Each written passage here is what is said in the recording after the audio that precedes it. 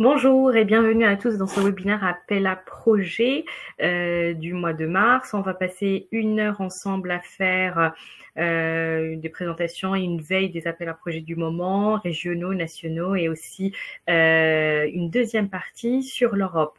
Avant de démarrer notre webinaire, à notre session de présentation, quelques petits rappels pratiques concernant le déroulé de ce webinaire. Pour toutes vos questions, vous pouvez utiliser l'onglet questions directement pour les poser et le chat pour échanger avec nous ou entre participants. Le téléchargement des slides est disponible pendant toute la session du webinaire en cliquant directement sur la présentation. Donc, on va voir aujourd'hui des appels à projets de la région Île-de-France, toute la gamme UP avec les financements de l'innovation, investissement avec TPE, PME. On verra aussi des appels à projets sur l'intelligence artificielle, une veille sur les cascades funding d'Horizon Europe, d'Horizon Europe, oui, c'est ça. Et on vous fera également un petit rappel en introduction sur le processus d'accompagnement par les hubs et enjeux de systématique. Donc, je suis Soumaya Rouane, je suis coordinatrice de l'enjeu transformation numérique de l'industrie et des services et je coordonne aussi les appels à projets nationaux au sein de Systématique. Donc, le processus de labellisation pour les porteurs de projets. Pour les porteurs de projets, il se fait en plusieurs étapes, de l'émergence jusqu'au dépôt et suivi de projet.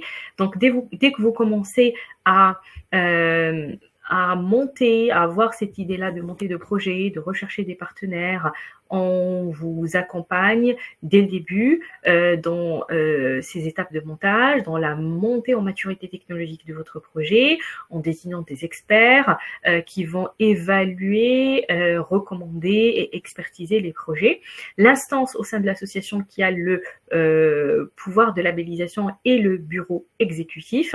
Donc, sur les recommandations de l'avis des copiles, le bureau attribue les avis de labellisation et en fonction de comment, si l'avis est favorable ou défavorable, on vous accompagne par la suite dans les étapes de dépôt et de suivi par la suite.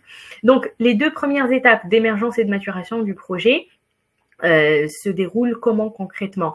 Donc, c'est un premier échange avec le porteur du projet. C'est souvent le porteur membre de Systématique qui nous contacte. Le label est valable pour tout le consortium.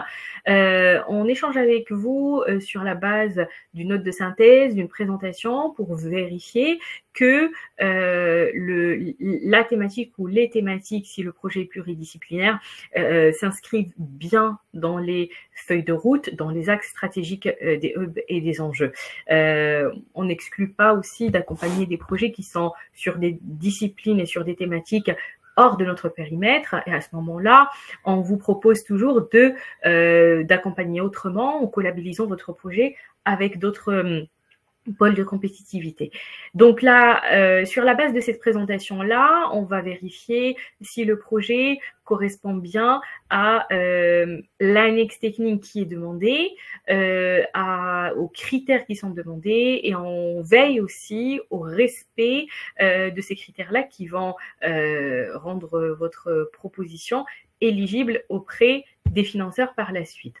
Donc, l'accompagnement, on va dire l'expertise technique, concrètement, comment elle se passe, c'est une lecture de votre proposition de projet ou de votre présentation. Il y a aussi un échange, une audition qui est un échange de vive voix avec les membres du COPIL. Et par la suite, on va se concentrer en tant que pôle de compétitivité sur des critères clés qui sont les retombées économiques, la valorisation des résultats du projet, veiller à ce que le consortium soit à la fois équilibré et très complémentaire, proposer en complément parfois des compétences s'il en manque, et dans tous les cas, l'accompagnement se fait de telle façon à maximiser vos chances de réussite auprès du guichet visé. On va vous donner des suggestions, des recommandations qui vont aller dans ce sens. Et votre interlocuteur au sein du pôle, c'est le coordinateur du hub ou de l'enjeu qui ont le lead sur le projet. Et vous avez bien évidemment la possibilité, si vous le souhaitez, de refuser certains experts pour éviter tout conflit d'intérêts. Et dans tous les cas, on vous les propose avant de démarrer cette expertise et on passe à l'étape suivante ensemble en ayant votre accord. Donc, le bureau exécutif, certains projets sont auditionnés, sont les projets IDEMO, par exemple, les projets IDEMO région, IDEMO nationaux, ils sont auditionnés devant le bureau exécutif. Pour tous les autres projets, on va présenter une slide qui résume à la fois les objectifs, le montant d'aide, le budget, les retombées, et puis parfois, quand c'est nécessaire, on peut aussi proposer d'autres pistes pour le dépôt ou pour la labellisation par la suite. Donc, en fonction du label, s'il est positif ou négatif, parce que les experts, on a 200 experts qui sont bénévoles au sein de l'association, ils sont complètement indépendants. L'avis, on fait tout pour bien vous accompagner et avoir un avis positif. Maintenant, certains projets n'arrivent pas à cette étape-là parce que l'avis n'est pas forcément favorable à un dépôt de projet. On va échanger avec vous et essayer de construire un projet autour de ces points d'amélioration et vous aider soit à aller sur un autre guichet ou viser une échéance plus lointaine du même appel à projet, ou consolider le consortium, la façon dont vous allez valoriser les résultats. Donc, c'est un travail très collaboratif entre le hub ou l'enjeu qui va piloter cette labellisation et le consortium du projet. Donc, par la suite, donc la labellisation, c'est une lettre de soutien que vous pouvez déposer directement sur la plateforme de la BPI, de l'ANR, c'est les pôles qui s'en chargent directement. Et par la suite, c'est pas systématique, mais on est aussi souvent convié aux réunions de lancement et on reste à disposition pour vous accompagner pendant le projet s'il est financé et aussi pour préparer la suite avec le même consortium ou avec des accompagnements différents. Donc, ce travail-là prend du temps. Le processus de labellisation, pour bien le dérouler et de manière un peu sereine, il faut 1 mois environ. Nous contacter le plus tôt possible, c'est l'idéal, et essayer aussi de anticiper avec le hub et l'enjeu de votre thématique toutes les questions autour de l'accompagnement des projets. Donc là, je vais démarrer la présentation des dispositifs de l'InnovUp de la région. La région Île-de-France accompagne l'innovation avec un dispositif phare qui est l'InnovUp. Il est cofinancé par BPI dans le cadre de France 2030. L'InnovUp soutient les projets d'innovation monopartenaires.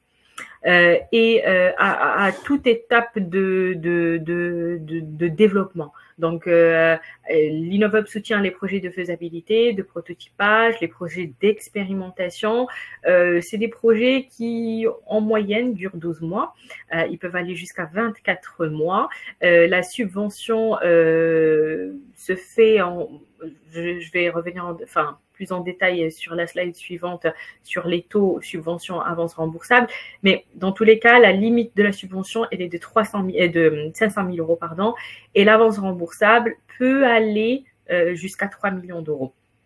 Les projets InnovUp servent à quoi? Ce sont des projets de recherche, développement, innovation qui ont pour objectif de mettre sur le marché de nouveaux produits, de nouveaux procédés, proposer une nouvelle organisation d'industrialisation, de production pour la boîte qui le propose. Donc, les structures qui sont éligibles pour l'InnovUp, ce sont les TP, les très petites entreprises, les PME, mais aussi les ETI. la majorité des Innov'Up sont portés par des PME.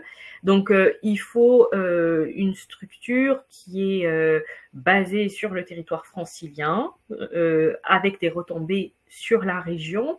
Il faut que l'entreprise soit en bonne santé financière. Ça, c'est un critère qui est très important pour débloquer l'aide de la région. Et il faut aussi, il n'y a pas de critères en termes d'ancienneté de l'entreprise. C'est pas une entreprise qui est créée depuis un an peut tout à fait porter un projet Innov'Up. Si le porteur est une filiale d'un groupe, c'est important de bien préciser ce lien avec le groupe en question, parce que l'analyse elle est faite au niveau global au niveau du groupe et ça joue beaucoup dans les attributions d'aide par la suite. Donc, les auto-entrepreneurs, les personnes individuelles, les projets collaboratifs, les ETI qui dépassent les 2000 salariés et les entreprises sont bien sûr hors de la région ne sont pas éligibles à ce dispositif. Donc, les priorités de la région en termes de thématiques et en termes d'enjeux. Donc, les filières, la santé, bien sûr, la ville durable, les énergies décarbonées, le domaine de l'aéronautique spatiale défense, les mobilités et puis l'agriculture, l'agroalimentaire restent des priorités de la région. En termes de technostratégique, ça nous parle un peu plus en tant que pôle Deep Tech. Donc, on a l'IA, le quantique, le HPC, les Deep Tech numériques de manière générale. Et les enjeux de transformation sont des enjeux de transformation stratégique sont autour de la transformation, de la transition écologique, la décarbonation, la transformation de l'industrie et aussi la partie innovation sociale. Donc, il y a des exclusions, tout n'est pas finançable dans le cadre de l'Innov'Up. Il y a des activités qui sont considérées comme des activités non prioritaires. Les activités qui touchent par exemple le marketing, la publicité, la formation, la digitalisation par exemple. Ça, ce sont des axes qui ne sont pas concernés directement par le dispositif Innov'Up. Donc, dans les dépenses éligibles. Donc, comme je le disais un peu plus tôt dans la présentation, il y a une part qui est faite sous forme de subvention et une autre part sous forme d'avance remboursable. Pour les projets qui sont jusqu'à 200K €, l'aide se fait 100% en subvention. Donc, et l'aide de 50K € maximum. Pour les projets entre 200 et 600 000 €, 50% de l'aide se fait sous forme de subvention et 50% soit sous forme d'avance remboursable ou de prêt. Et pour les projets qui sont à plus de 600K €, les subventions sont d'un tiers et 2 tiers d'avance remboursable.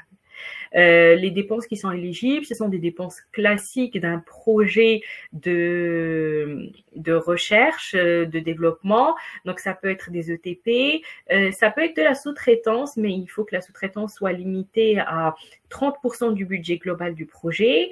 Ça peut être aussi de l'investissement matériel, des dépenses de protection de la propriété intellectuelle, comme les brevets, par exemple, dépôt de brevets, extension de brevets, et toutes les dépenses de petits matériels qui sont liés à la réalisation d'une expérimentation, par exemple. Donc, je vous laisse sur cette slide-là tous les contacts de la région et de la BPI pour candidater ou demander des informations. Le deuxième dispositif, les deux deuxièmes dispositifs, c'est les TPE-PMEUP. Le PMEUP évolue un peu, change de nom. Le PMEUP maintenant s'appelle PMEUP Souveraineté, Transition écologique et énergétique. Et vous allez comprendre plus tard pourquoi, parce que l'axe décarbonation devient un critère important dans la sélection des projets et dans leur réalisation aussi. Donc, TPE-PME, c'est la même chose, ça change en fonction de la taille de l'entreprise et son chiffre d'affaires. Les très petites entreprises de 1 à 10 salariés vont être concernées par le TPE et le PME concerne plus les entreprises de 5 à 250 salariés avec un chiffre d'affaires qui parfois peut-être autour de 50 millions d'euros. Donc les projets soutenus doivent s'engager dans une démarche de transition écologique. Donc, ça peut être, par exemple, demander une prestation pour faire un bilan carbone si ce n'est déjà fait, recruter ou passer par un cabinet externe qui peut conseiller sur les sujets de la décarbonation. Il faut aussi, en plus de ce critère-là, des retombées sur le territoire de la région. Les projets de relocalisation ou implantation de nouvelles activités sur la région Île-de-France sont aussi éligibles. Le déploiement à l'international, ça c'est un axe important, aider les entreprises à accélérer leurs activités à l'international et puis aussi les aider à partir sur des marchés nouveaux, diversifier les produits et diversifier les marchés, ça c'est un axe important. Donc les dépenses éligibles, contrairement à l'InnovUp, là, on est principalement sur des dépenses d'investissement. Donc, d'investissement matériel, immatériel, participer à des salons à l'international sont des dépenses aussi éligibles, dépôt de brevets, recruter des profils qui peuvent accélérer l'industrialisation, accélérer aussi toute la partie exportation. Ça, c'est des dépenses qui sont finançables dans le cadre du PME. Donc, les filières stratégiques restent les mêmes que pour l'InnovUp. Donc, on est sur la santé, l'aéronautique, la ville durable, les mobilités. Il faut répondre aux enjeux de souveraineté et aussi aux enjeux d'économie sociale, solidaire. Ces projets-là, ils ont vraiment plus de chances de financement. Sur les dépenses qui ne sont pas du tout, les activités qui ne sont pas du tout éligibles, c'est les dépenses de conseil, de consulting, d'entreprises avec des particuliers, des professions libérales par exemple, et qui sont réglementées par d'autres lois, on va dire. Tout ce qui va être finance, assurance immobilier, ça ne sera pas du tout éligible dans le cadre du PMUp de la région.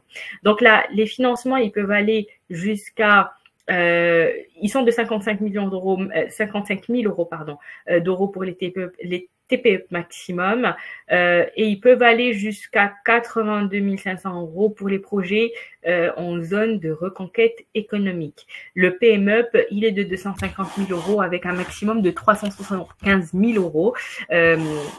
Pour les projets en zone de reconquête économique, cette augmentation, elle n'est pas systématique. C'est pas parce qu'on est dans une zone de reconquête économique qu'on va forcément bénéficier de cette bonification. Si l'entreprise se porte bien, si elle a assez de fonds propres, si elle peut contracter des prêts sans beaucoup s'endetter, elle n'aura pas accès à cette bonification. Donc, ça reste à l'appréciation de la région et de son comité. Donc, les critères, je les ai déjà cités par le passé, donc les engagements environnementaux, la santé de l'entreprise, la pertinence de l'équipe, du chef d'entreprise et de sa stratégie pour réaliser le projet, les retombées économiques, ça c'est un critère très important, et puis aussi le potentiel de développement à l'international. La région organise régulièrement des webinaires d'information sur ces dispositifs-là. Le prochain aura lieu le 5 avril. Je vous ai mis les liens à la fois pour vous inscrire et pour vous renseigner un peu plus sur ces dispositifs-là. Et voilà, tous les mois quasiment, vous aurez des webinaires avec la région. Je vois qu'il y a pas mal de questions qui ont été posées dans le chat. Je vais laisser la main à Johan sur le sujet précédent et je vais prendre vos questions. Bonjour à tous, Johan Doz, je suis coordinateur du Hub Data Science et Artificial Intelligence et je suis également responsable d'innovation du pôle. Je vais vous parler déjà d'un appel lié à l'intelligence artificielle. Je vais vous parler aussi de faire un petit retour sur IDEMO Région, mais juste avant, je vais vous parler de cette action qu'on a lancée côté systématique. C'est un questionnaire. On va essayer de vous remettre le lien d'ailleurs de ce questionnaire dans le chat pour que vous puissiez cliquer directement. Sinon, avec votre smartphone, vous pouvez passer avec le QR code. C'est un questionnaire pour qu'on vous connaisse mieux si vous êtes intéressé par monter des projets collaboratifs. On a souvent des acteurs qui viennent, enfin, des membres de Systématique qui nous disent on aimerait bien monter un projet avec tel acteur, mais on ne sait pas forcément lesquels sont open pour faire un projet collaboratif. On le sait, on va dire partiellement, mais pas forcément en totalité. Ce questionnaire, ça va nous permettre justement de vous aider à monter vos projets collaboratifs, savoir si vous êtes prêt à rejoindre des consortiums ou si vous voulez vous-même monter un projet. C'est vraiment un questionnaire qui se fait en 5 minutes avec, on va dire, 4 questions. Quel techno vous intéresse dans des projets collaboratifs? Quel cas d'usage vous pourriez apporter dans un projet collaboratif?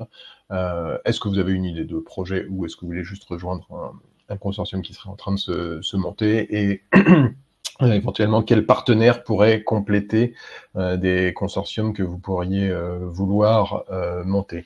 Nous, ces données-là que vous allez nous remplir en répondant à ce questionnaire, elles sont vraiment très utiles parce que derrière, on va pouvoir rassembler des membres de Systématique entre eux, les proposer de se rencontrer, comme on a déjà fait l'année dernière, et on a fait émerger comme ça des projets qui ont pu aller demander du financement derrière. Donc n'hésitez pas, remplissez dès maintenant ce questionnaire, c'est vraiment très rapide à faire.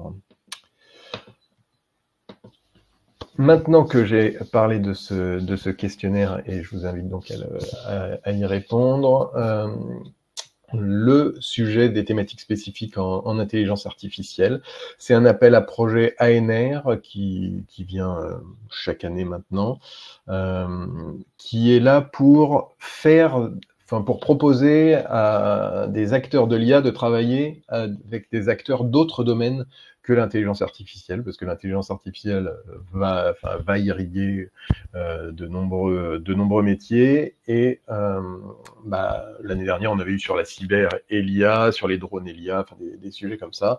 Cette année, cet appel est sur 2 sujets, 2 thématiques principales, IA et réseau, et MLOps, donc génie logiciel.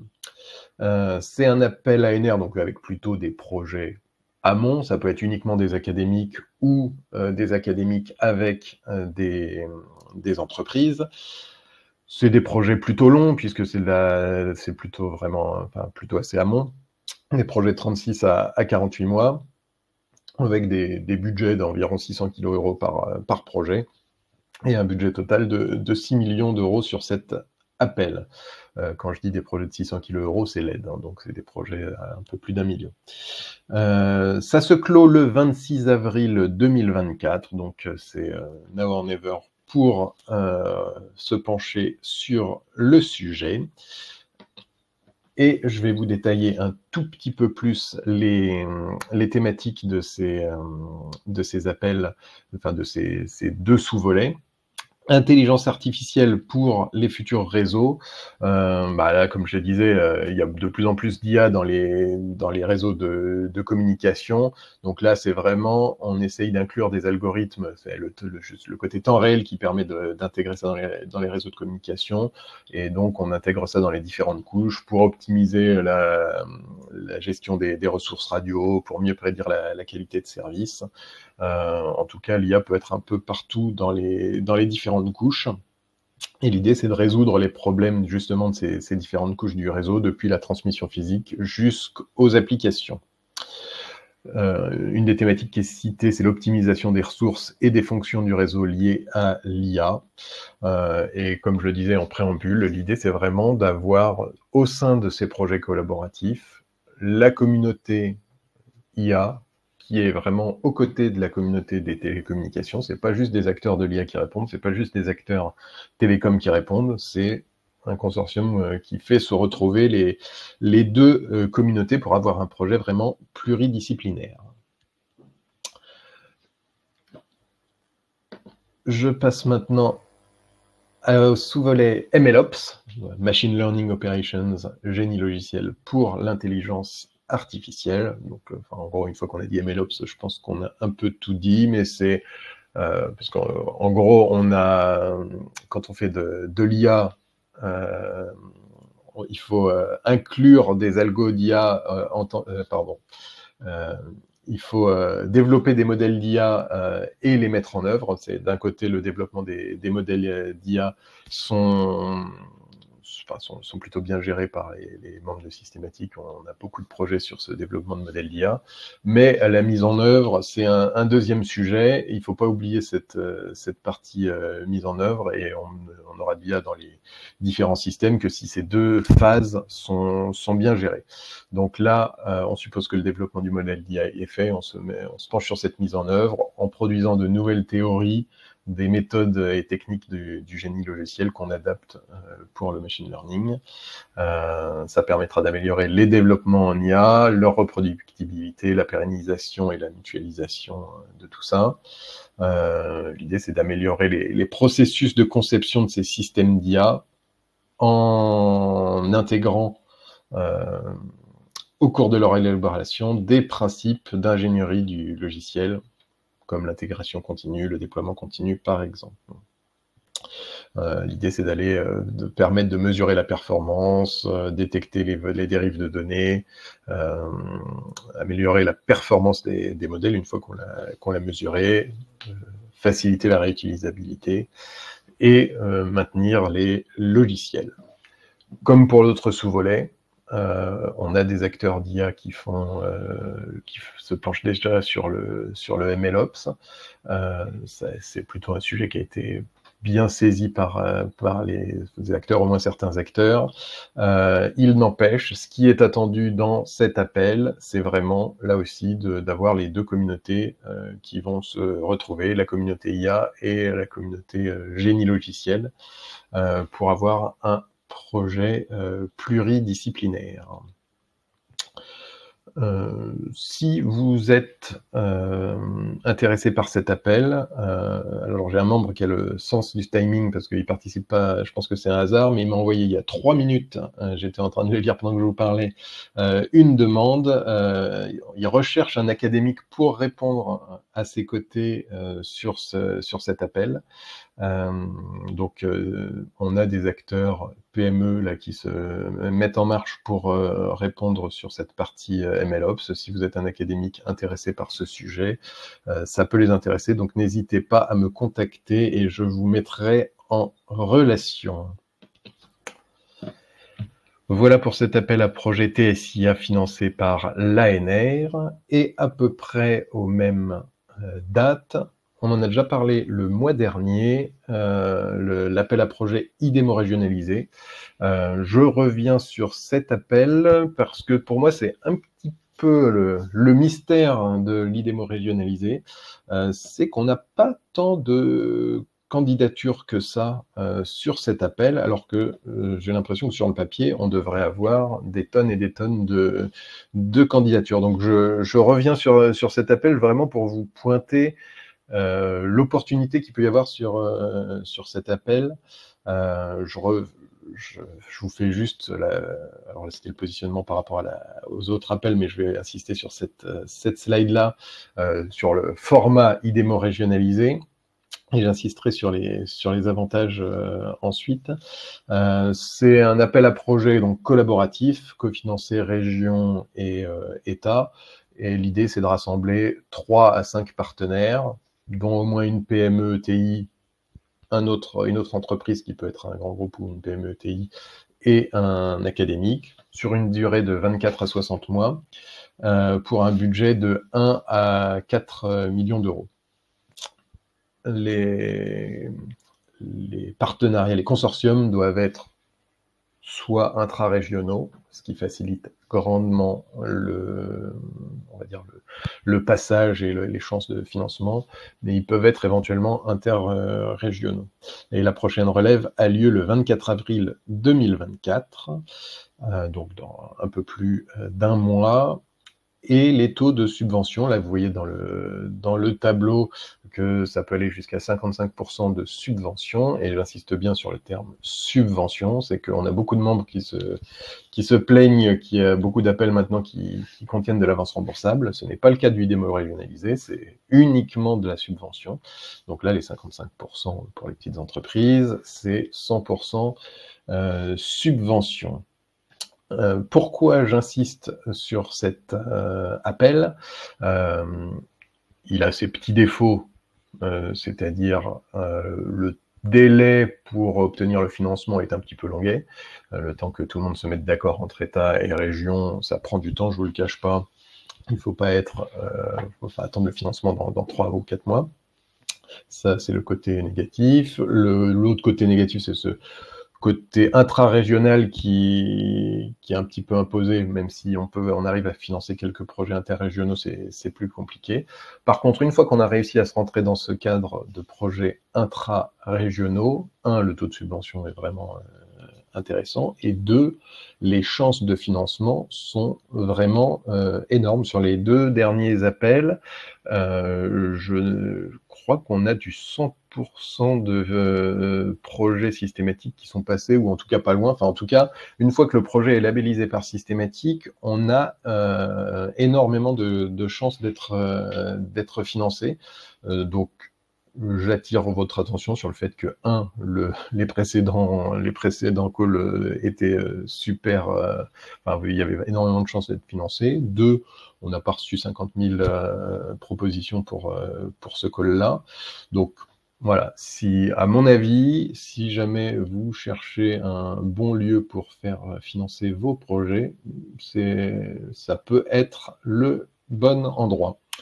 Voilà, n'hésitez pas à nous contacter si jamais vous êtes intéressé, et si vous cherchez des acteurs pour compléter les consortiums, on est là pour ça, et je vous ai parlé de notre questionnaire en début d'intervention. Vous pouvez aussi venir nous voir en disant, voilà, moi je cherche un tel grand groupe que j'aimerais qu'il soit, d'ailleurs grand groupe qui peut être dans systématique, ou même qui peut ne pas être dans systématique, on cherche à les intégrer dans un projet, est-ce que vous pouvez nous aider? Nous, on sera là à vos côtés pour aller trouver des membres pour étoffer votre projet.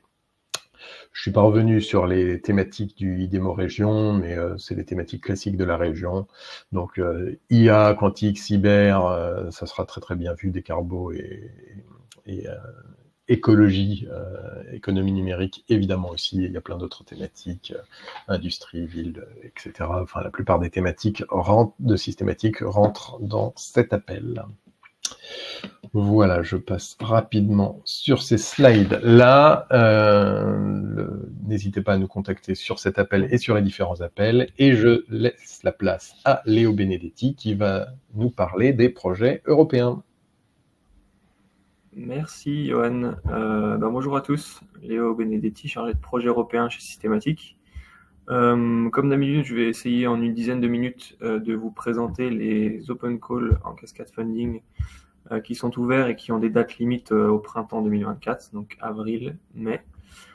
À commencer par un petit rappel sur le cascade funding, qu'est-ce que c'est? Donc c'est un mécanisme européen de redistribution des subventions allouées à des projets financés. Par exemple, la Commission européenne va vous donner un budget de 3 millions pour mener à bien un projet sur 3 ans. Et dans les critères de sélection et d'éligibilité, vous devrez allouer un certain pourcentage, disons 50% de ces 3 millions, à des PME ou des plus petites structures pour leur faciliter l'accès aussi à ces fonds européens par le biais d'open call compétitifs, donc des mini-appels à projets. Au niveau des récompenses, on peut y trouver par exemple des mini-subventions qui peuvent aller de 60 000 € à 200 000 € selon les appels, des programmes d'accompagnement et d'accélération, des programmes d'échange entre chercheurs, des programmes de transfert de connaissances, et on a aussi, et je pourrais aussi le spécifier pendant ma présentation des appels, certains projets qui vont solliciter des PME ou des chercheurs pour pouvoir améliorer la base de travail de leur propre projet, y apporter des extensions et aussi appliquer ces bases de travail à des nouveaux cas d'usage. Donc c'est le cas de certains projets que je vais vous présenter. Systématique en tant que pôle et partenaire de certains de ces projets à cascade funding, et on offre très souvent des opportunités de financement par ce biais-là. Pour le premier open call que je voulais aborder avec vous ce matin, c'est un open call, donc il est divisé en deux différents appels. c'est le projet openwebsearch.eu. La deadline pour les 2 appels est au 4 avril prochain. On va commencer par le premier appel, donc le call numéro 2, qui vise des contributions de la part de PME, start-up, aussi chercheurs individuels ou équipes de recherche d'université. Et ce type d'entités devront créer des moteurs de recherche verticaux à partir de l'infrastructure pilote qui a été bâtie au travers de ce projet pour démontrer son applicabilité. On a aussi des sous-thématiques et des sous-domaines à adresser, comme par exemple l'extension de cette infrastructure à différents domaines, des nouvelles méthodes d'analyse de contenu ou le développement de produits de données intéressants à partir de l'Open Web Index qui a été développé dans le cadre de ce projet Open Web Search. À noter pour le call numéro 2 que les résultats doivent être mis à disposition en tant qu'open source et ou open data avec des documentations ou des travaux expérimentaux publiés en open access. Pour le call numéro 2, chaque candidat peut se présenter seul ou en consortium, doit être établi dans un des États membres de l'UE, ou plusieurs, si c'est un consortium, et chaque projet pourra toucher jusqu'à 100 000 €. La deuxième partie, c'est le call numéro 3, qui vise principalement des universités ou des fournisseurs d'infrastructures publiques, des fournisseurs de cloud par exemple, ou des centres de calcul, des centres de données, qui vont pouvoir candidater aussi seuls ou en consortium et toucher jusqu'à 150 000 € par projet. Et quand on dit projet, on vise ici des projets permettant aux centres de calcul et de données de rejoindre le réseau des organisations et d'infrastructures de Open Web Search et d'héberger des parties de l'infrastructure. En sachant que il y a un des critères d'éligibilité qui est à mettre en avant aussi lorsque vous candidaterez, c'est l'aspect écologique et sécuritaire de votre infrastructure. Voilà, deadline au 4 avril pour ces 2 calls qui sont tout de même assez intéressants au niveau budget. Le deuxième projet qui propose un open call en cascade funding, c'est le projet Spade. Ici, on va avoir une deadline au 10 avril prochain. On vise des entités seules, établies dans un État membre de l'UE, de type start-up, PME, académique ou ONG. On vise ici des projets drones principalement, des projets fournissant des solutions innovantes pour répondre à 6 défis spécifiques présentés par chacun des cas d'usage déjà travaillés dans le cadre du projet Spade.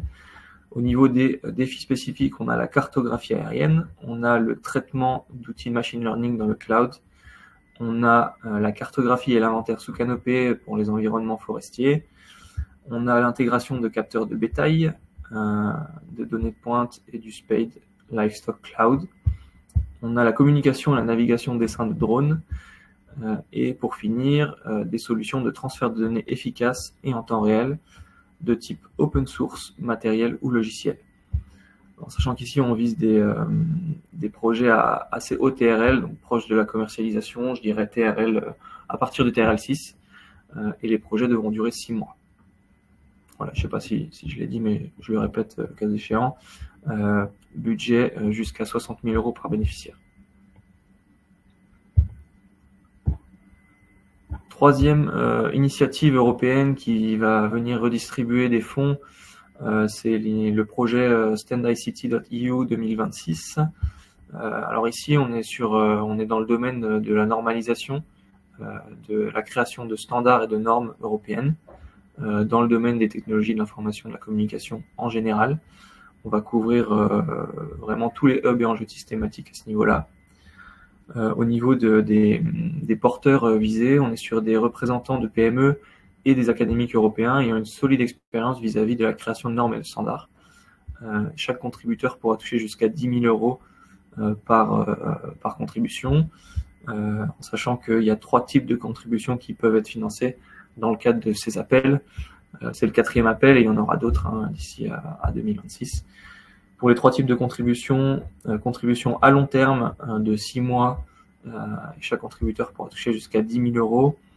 en participant à l'élaboration de normes en cours en tant que président, organisateur, rapporteur ou membre d'un groupe de travail de la SDO, donc l'organisation de développement des standards.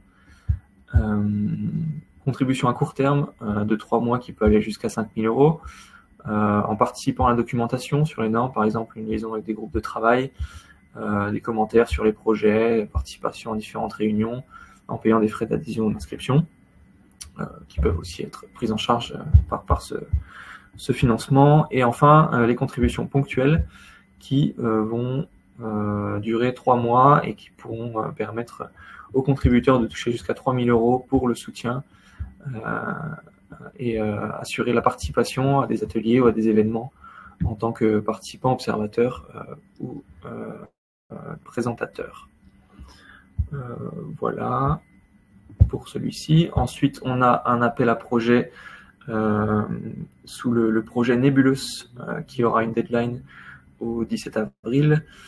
Cet appel fait partie des exemples que je vous avais cités en introduisant ma présentation. Donc c'est un projet en fait qui vise à renforcer son infrastructure déjà établie en y ajoutant des extensions, de nouveaux composants, en y fournissant des cas d'usage pour aussi démontrer la reproductibilité, la durabilité du cadre qui a été créé au sein du projet Nebulous. Deadline au 17 avril, comme je disais, avec une subvention qui peut aller jusqu'à 150 000 € par projet. Au niveau de l'éligibilité, on vise des PME européennes dans les domaines IoT, Edge, Cloud Computing, soit seuls, soit accompagnés d'un organisme de recherche. Et ici, les projets doivent aborder 4 différentes problématiques qui ont été exposées par le système d'exploitation Nebulous, dont l'application du flux de travail, l'application IoT avec variabilité, l'application sans serveur de ce système d'exploitation, et on a aussi une problématique ouverte. Voilà, ici, ce sera à vous de proposer vos contributions en fonction de en fonction de vos capacités et de vos compétences. Je crois que c'est l'avant-dernier, mais je pense que c'était important de le mentionner. Ici, on est sur un projet de type échange entre chercheurs. C'est le projet Taylor Connectivity Fund qui va offrir jusqu'à 15 000 € pour financer des visites ou des ateliers scientifiques en Europe. Donc, au niveau de l'éligibilité, on cherche ici des chercheurs européens en intelligence artificielle, principalement. On va leur demander une preuve d'activité, par exemple une publication ou un projet de recherche en cours. Et le laboratoire doit être situé dans l'Union européenne ou dans un pays associé à Horizon Europe, que ce soit le laboratoire visé pour les ateliers ou les visites, ou le laboratoire du candidat. Tous les ateliers, toutes les demandes devront être effectuées avant le 30 avril, date limite de dépôt, et toutes les visites de recherche doivent être terminées avant le 15 août 2024. Voilà, je vous laisserai, vous aurez sûrement accès aussi à la présentation et vous pourrez vous renseigner sur le type de visite et d'atelier recherché. Et enfin, le dernier call européen en cours, ici on est encore une fois sur un appel qui vise des fabricants de drones ou des spécialistes du drone. C'est un open call qui est organisé dans le cadre du projet Icarus. C'est le deuxième et dernier open call pour les drones, avec une deadline au 7 mai prochain. Ici, on aura une subvention de 60 000 € par bénéficiaire pour mener des projets dans le but de développer ou d'améliorer les technologies matérielles comme logicielles liées aux drones, avec certaines thématiques en priorité, notamment la surveillance de l'environnement, l'agriculture de précision, le secours, la logistique et la livraison, la sécurité et la surveillance, la photographie aérienne, l'arpentage et les services d'inspection.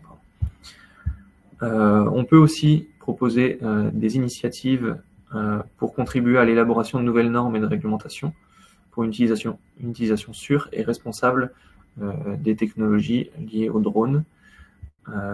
Et au niveau de l'éligibilité, je mentionnais, on cherche des fabricants de drones européens ou des entreprises de l'IoT exploitantes de données, mais fortement liées aux drones, seuls, ou alors des instituts de recherche européens seuls. et établis dans l'Union européenne ou un pays associé à Horizon Europe. 60 000 € par bénéficiaire et deadline le 7 mai pour ce dernier appel. Je vous remercie pour votre attention et je passe le mot à Soumaya pour la conclusion. Merci à tous et bonne journée. Merci Léo pour cette présentation. Avant de se quitter, donc je vous donne la date de notre prochain rendez-vous. Ça sera le 26 mars.